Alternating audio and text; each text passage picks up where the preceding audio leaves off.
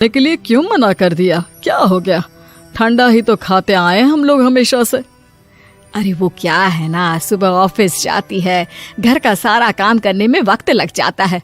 अरे थकती है वो अलग, तो मैंने सोचा बहाने से ही थोड़ा कम काम करवाऊं। ससुर मुस्कुरा रहे होते हैं। यह तो अच्छा है, बहू को समझना जरूरी है। वक्त बीत रहा था। घर में सब खुश थे कि एक दिन, माँ जी आप शाम को थोड़ा टहलने निकला करें, घर पर रह रहकर हड्डियां जाम होती है। पापा को भी ले जाया करिए, मैं वक्त पर तो आ जाती हूँ। बहू ठीक 5 बजे ऑफिस से घर आ जाती है। फिर चाय नाश्ता बनाकर सास ससुर के साथ बैठती, उन लोगों को सारा दिन का हाल बताती। रात को पति घर आता है। क्या बात है बेटा, ऑफिस से आकर कभी हम लोगों के साथ भी बैठा कर। अरे माँ, दिन रात काम करके मन ही नहीं करता। अगले दिन की फिर तैयारी होती है, आप और पापा ही कमरे में आ जाओ। इससे अच्छी तो बहू है, कितना भी थकी रहे, घर आकर हम लोगों के लिए चाय नाश्ता बनाना, फिर बातें करना। बहू ना होती तो हम बुढ़ा बुढ़िया तो बैठे ही रह जाते। सास और ससुर अब बहू के कहने पर शाम की सैर पर निकलने लगते हैं। सास की कई सहेलियां बनती है तो ससुर को भी कुछ बुजुर्ग लोगों का ग्रुप मिल जाता है। कैसा रहा सहेलियों के साथ शाम का वक्त? हम लोगों ने तो भाई खूब योगा किया। अरे हम लोगों को गप्पों से फुर्सत ही नहीं होती। वैसे मिसेस मल्होत्रा आज बहू के बारे में कुछ बोल रही थी।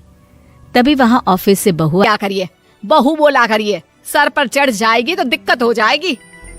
सास अब बहू को बहू जैसा रखने लगती है। हर बात पर रोका टोकी, हर बात पर ताने। क्या बात है, आजकल लेट आ रही हो ऑफिस से? अरे चाय के लिए भी देर हो जाती है, हम लोग फिर पार्क में भी देर से पहुंचते हैं। सभी की बहुएं वक्त से चाय नाश्ता करा देती है अपने सास ससुर को, बस एक तू ही है जो उस वक्त ऑफिस से निकलती है। माँ जी वो एक रास्ता पुलिस वालों ने न जाने क्यों बंद कर रखा है, जिसके कारण ट्रैफिक ज्यादा हो जाता है। मैं कोशिश करूंगी कल वक्त से पहले ही निकल जाऊं। ससुर देख रहे होते हैं कि बहू अब परेशान सी रहने लगी है। एक रोज, मेधा, बेटी मेधा। जी पिताजी। बेटा देख जरा कौन सी टी शर्ट अच्छी लग रही है। वो क्या है ना, शाम को सब बदल बदल कर टी शर्ट पहनते हैं। मैं भी सोच रहा हूँ कि आज कुछ अच्छा सा पहन कर जाऊं। हाँ पिताजी ये सही है, ये लाल वाली ना बहुत जचेगी आप पर। मेरे पापा पर भी डार्क रंग बहुत जचता है। क्या चल रहा है? अरे ससुर के सामने घूंघट तो छोड़ो, ऊपर से रंग बताया जा रहा है टी शर्ट का। अरे बहू, कोई संस्कार दिए नहीं है क्या तेरी माँ ने? बहू इस बार बहुत निराश हो जाती है। वो वहां से तुरंत अपने कमरे में चली जाती है। अब बहू घर का सारा काम करती, ऑफिस जाती, लेकिन साड़ी और सर पर पल्ला लेकर। एक बार पड़ोसन उनके घर आती है। वाह सुमित्रा बहन, बहू का तो रूप ही बदल दिया। ठीक किया, बहू बहू जैसी ही अच्छी लगती है। अच्छा चलती हूँ मैं। पड़ोसन के जाने के बाद सास बड़ी अकड़ के साथ कहती है, देखा मेरा कमाल, कैसे मैंने मेधा बहू को कंट्रोल में कर लिया। अब बारी ससुर के बोलने की थी। हाँ सुमित्रा, बिल्कुल ये काम तो किया है तुमने, लेकिन कभी सोचा क्या खो दिया? क्या खो दिया? मैंने तो कुछ नहीं खोया जी। खोया है, पहले बहू जब ऑफिस जाती तुम्हारे पैर छूकर तुम्हें गले लगाती, लेकिन अब सिर्फ पैर छूती है।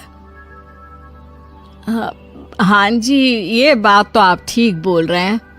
पहले घंटों हम लोगों से बात करती, कमरे में ना जाती, ऑफिस से आते ही खुद की चाय खाना नाश्ता सब हम लोगों के साथ करती, सारी बात बताती। लेकिन क्या तुम्हें पता है, बहू की तबीयत खराब चल रही है, वो माँ बनने वाली है। ये बात मुझे बेटे ने बताई कि तुम्हें बता दूं। अब सास की आंख में आंसू थे। वो समझ गई थी कि लोगों के कहने में आकर उसने क्या खो दिया। शाम को बहू घर आती है तो माँ किचन में पकोड़े तल रही होती है।